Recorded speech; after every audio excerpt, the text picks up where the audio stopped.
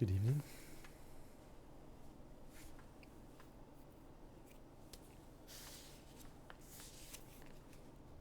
Here for another story.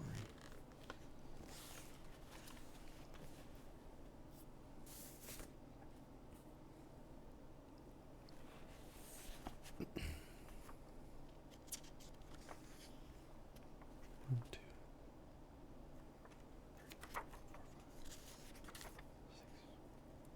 just over 6 pages.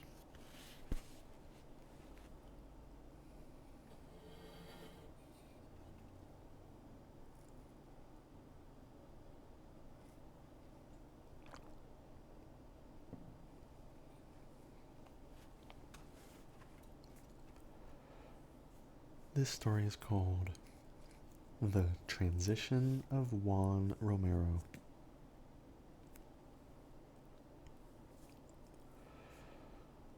Of the events which took place at the Norton Mine on October 18th and 19th, 1894, I have no desire to speak. A sense of duty to science is all that impels me to recall, in these last years of my life, scenes and happenings fraught with a terror doubly acute because I cannot wholly define it. But I believe that before I die, I should tell what I know of the, shall I say, transition of Juan Romero.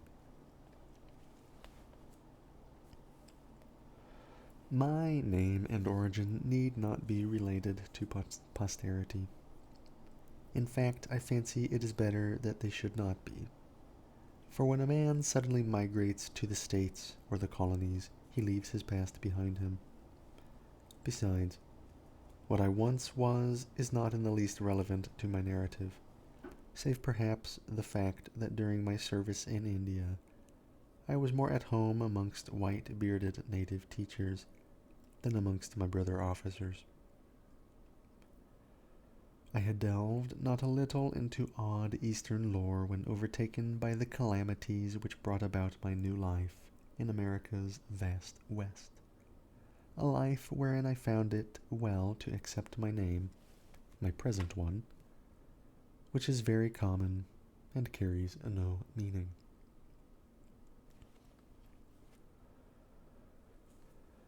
In the summer and autumn of 1894, I dwelt in the drear expanses of the Cactus Mountains, employed as a common laborer at the celebrated Norton Mine, whose discovery by an aged prospector some years before had turned the surrounding region from a nearly unpeopled waste to a seething cauldron of sordid life.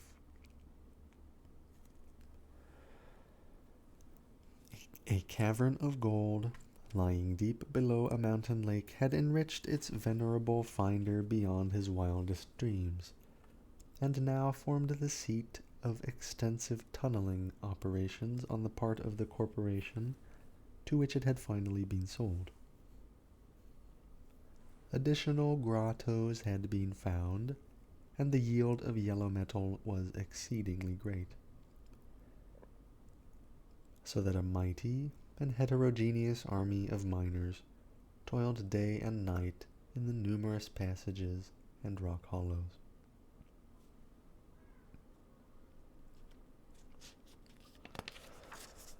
The superintendent, a Mr. Arthur, often discussed the singularity of the local geological formations, speculating on the probable extent of the chain of caves and estimating the future of the titanic mining enterprise.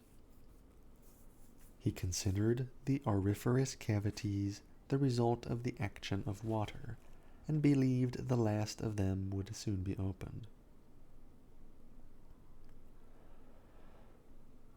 It was not long after my arrival and employment that Juan Romero came to the Norton Mine, one of a large herd of unkempt Mexicans attracted thither from the neighboring country.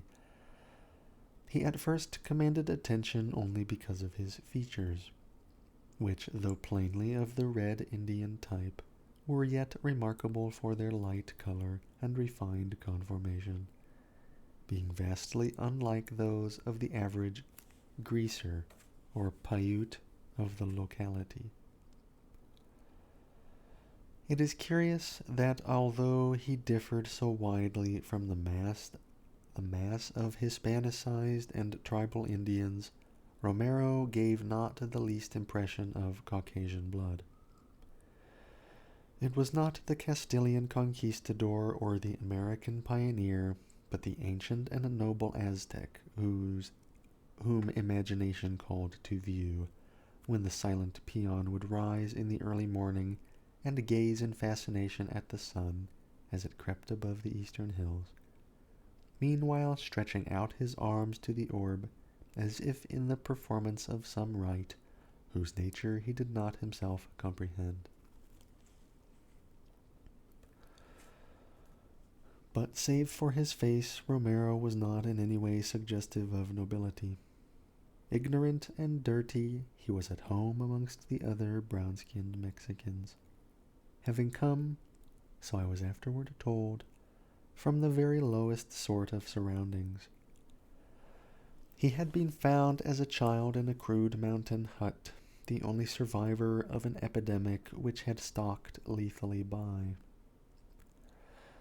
Near the hut, close to a rather unusual rock fissure, had lain two skeletons, newly picked by vultures, and presumably forming the sole remains of his parents.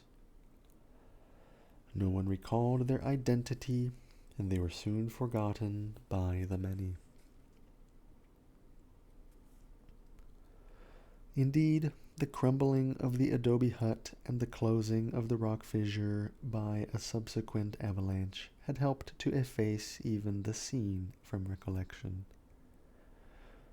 Reared by a Mexican cattle thief who had given him his name, Juan differed little from his fellows.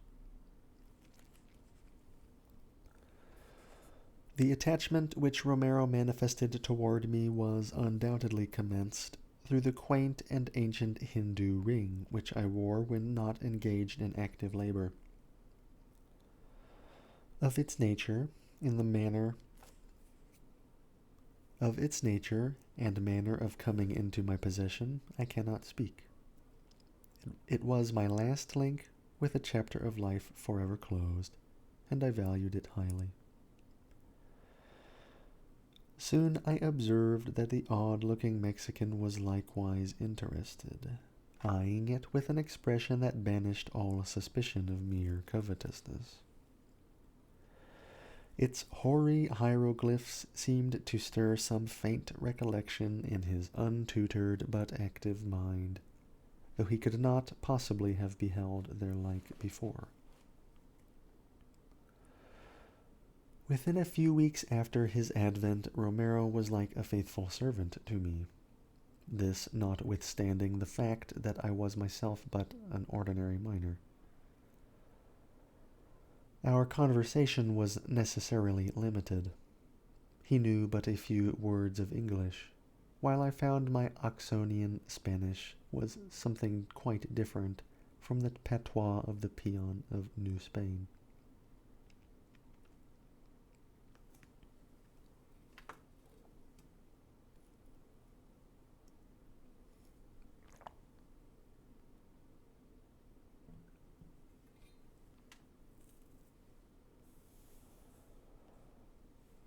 The event which I am about to relate was unheralded by long premonitions. Though the man Romero had interested me, and though my ring had affected him peculiarly, I think that neither of us had any expectation of what was to follow when the great blast was set off. Geological considerations had dictated an extension of the mine directly downward from the deepest part of the subterranean area, and the belief of the superintendent that only solid rock would be encountered had led to the placing of a prodigious charge of dynamite. With this work Romero and I were not connected, wherefore our first knowledge of extraordinary conditions came from others. The charge, heavier perhaps than had been estimated, had seemed to shake the entire mountain. Windows in shanties on the slope outside were shattered by the shock, whilst miners throughout the nearer passages were knocked from their feet.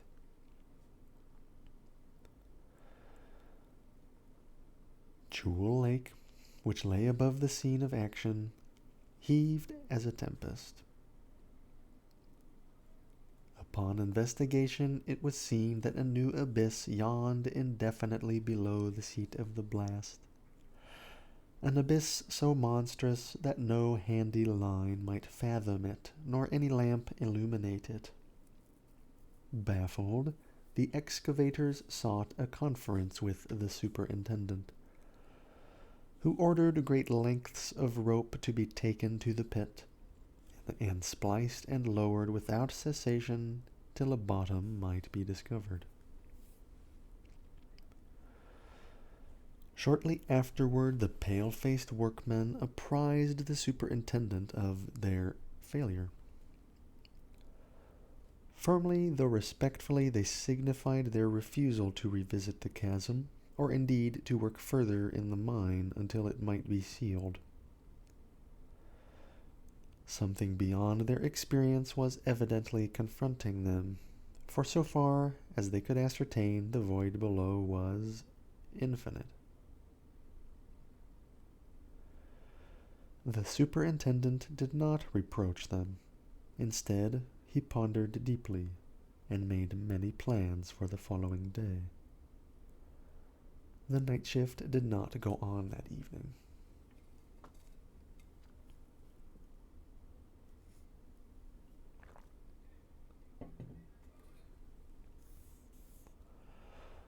At 2 in the morning, a lone coyote from the mountain began to howl dismally. From somewhere within the works, a dog barked in answer, either to the coyote or to something else. A storm was gathering around the peaks of the range, and weirdly shaped clouds scudded horribly across the blurred patch of celestial light, which marked a gibbous moon's attempts to shine through many layers of cirrostratus vapors. It was Romero's voice, coming from the bunk above, that awakened me, a voice excited and tense with some vague expectation I could not understand. Madre de Dios, el sonido, ese sonido, oiga, va, lo oye, vid, Señor, that sound.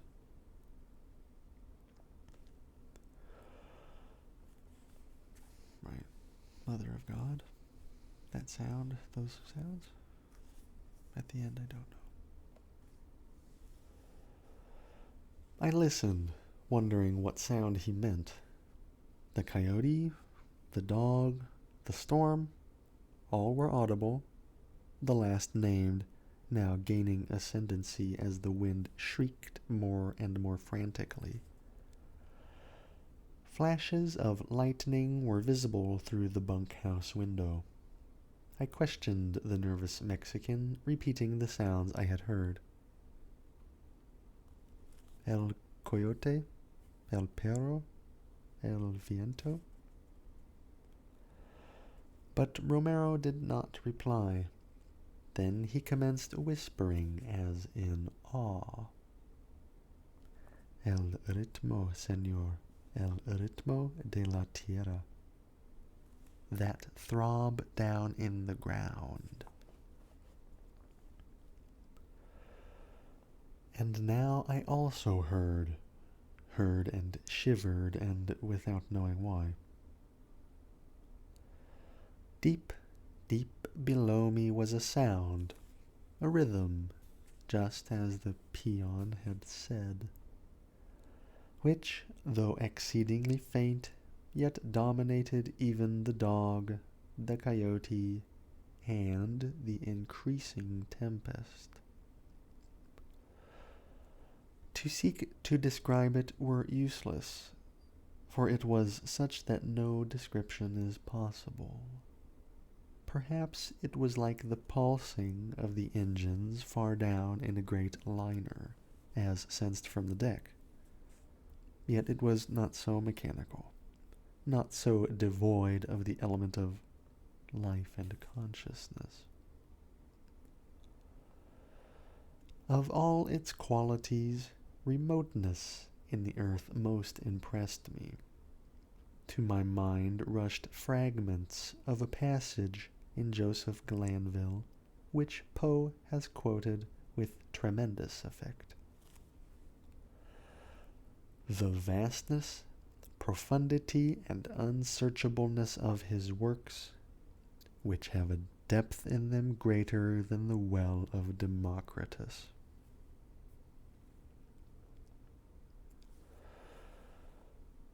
Suddenly Romero leaped from his bunk, pausing before me to gaze at the strange ring on my hand, which glistened queerly in every flash of lightning, and then staring intently in the direction of the mine shaft. I also rose, and both stood motionless for a time, straining our ears as the uncanny rhythm seemed more and more to take on a vital quality. Then, without apparent volition, we began to move toward the door, whose rattling in the gale held a comforting suggestion of earthly reality.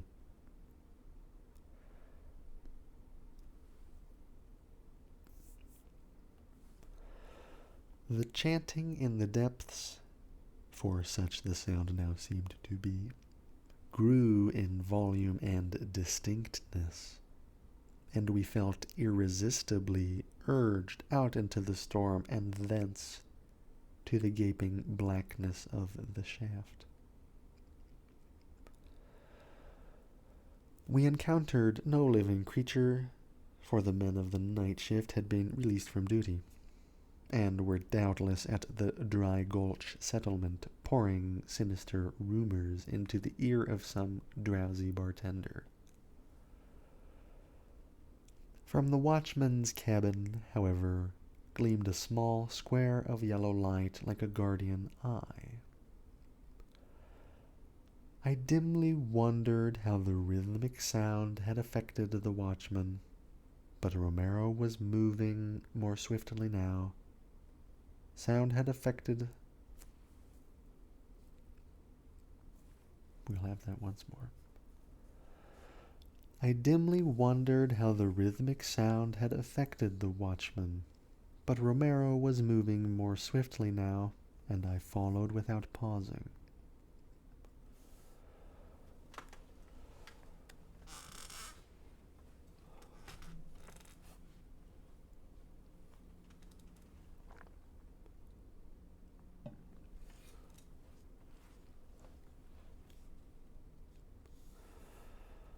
As we descended the shaft, the sound beneath grew definitely composite. It struck me as horribly like a sort of oriental ceremony, with beating of drums and chanting of many voices. I have, as you are aware, been much in India. Romero and I moved without material hesitancy, through drifts and down ladders, ever toward the thing that allured us, yet ever with a pitifully helpless fear and reluctance. At one time I fancied I had gone mad. This was when, on wondering how our way was lighted in the absence of lamp or candle, I realized that the ancient ring on my finger was glowing with eerie radiance, diffusing a pallid luster through the deep, heavy air around.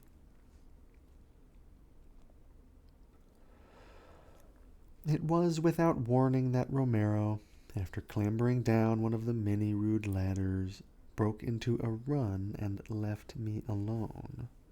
Some new and wild note in the drumming and chanting, perceptible but slightly to me, had acted on him in a startling fashion, and with a wild outcry he forged ahead unguided in the cavern's gloom. I heard his repeated shrieks before me as he stumbled awkwardly along the level places and scrambled madly down the rickety ladders. As frightened as I was, I yet retained enough of perception to note that his speech, when articulate, was not of any sort known to me. Harsh but impressive polysyllables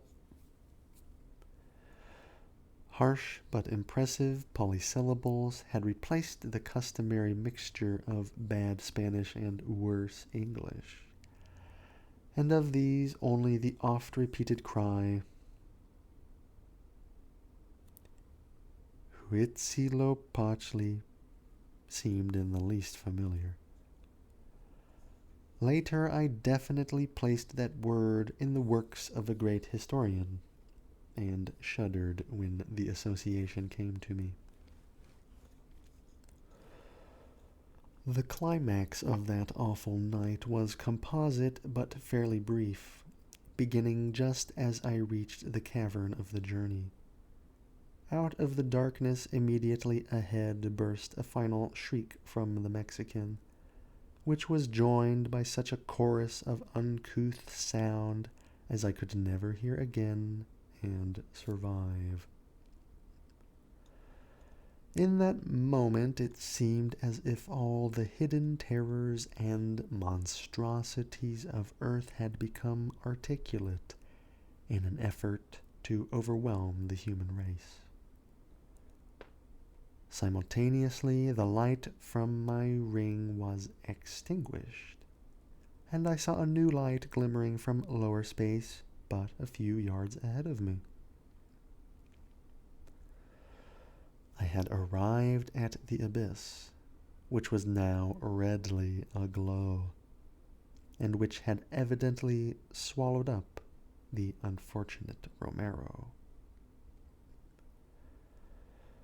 Advancing, I peered over the edge of that chasm which no line could fathom, and which was now a pandemonium of flickering flame and hideous uproar. At first I beheld nothing but a seething blur of luminosity, but then shapes, all infinitely distant, began to detach themselves from the confusion, and I saw, was it Juan Romero? But God, I dared not tell you what I saw. Some power from heaven, coming to my aid, obliterated both sights and sounds in such a crash as may be heard when two universes collide in space. Chaos supervened, and I knew the peace of oblivion.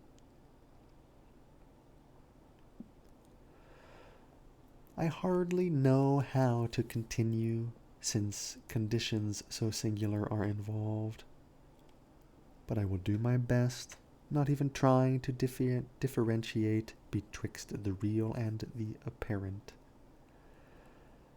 When I awaked, I was safe in my bunk, and the red glow of dawn was visible at the window. Some distance away, the lifeless body of Juan Romero lay upon a table, surrounded by a group of men, including the camp doctor. The men were discussing the strange death of the Mexican as he lay asleep, a death seemingly connected in some way with the terrible bolt of lightning which had struck and shaken the mountain. No direct cause was evident, and an autopsy failed to shew any reason why Romero should not be living. Snatches of conversation indicated beyond a doubt that neither Romero nor I had left the bunkhouse during the night, that neither had been awake during the frightful storm which had passed over the Cactus Range. That storm, said men who had ventured down the mineshaft, had caused extensive caving in, and had completely closed the deep abyss which had created so much apprehension the day before.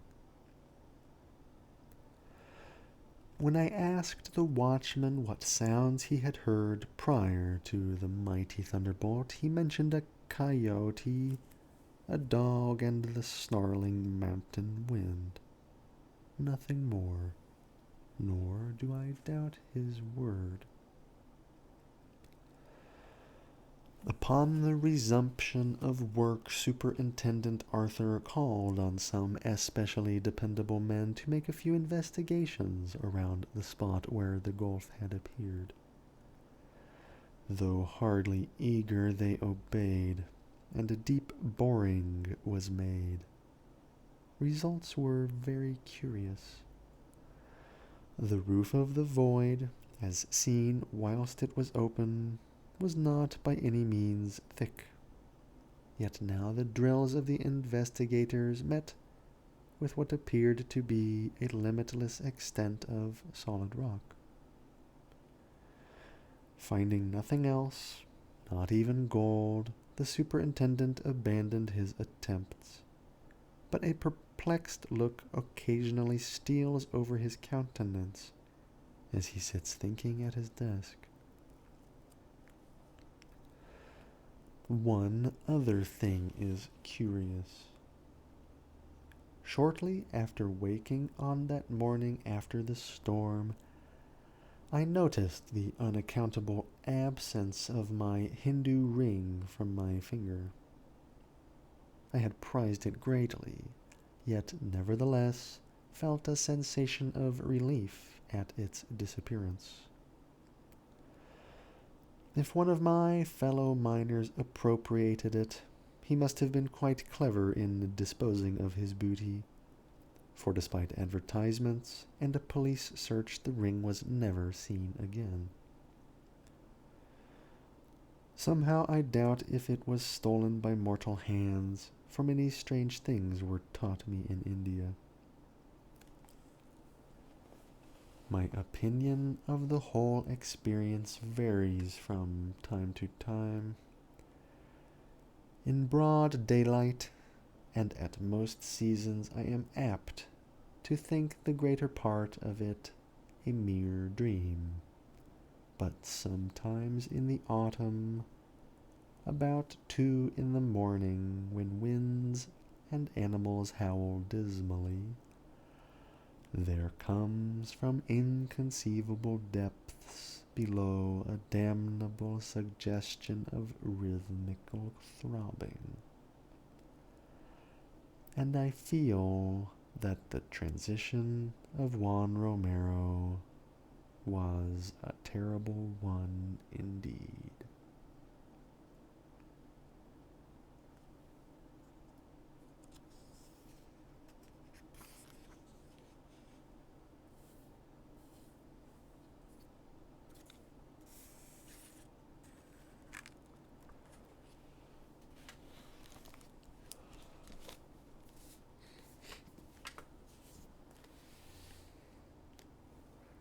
Okay. Poor Juan Romero. I hope you enjoyed the story. I know I did. Until next time.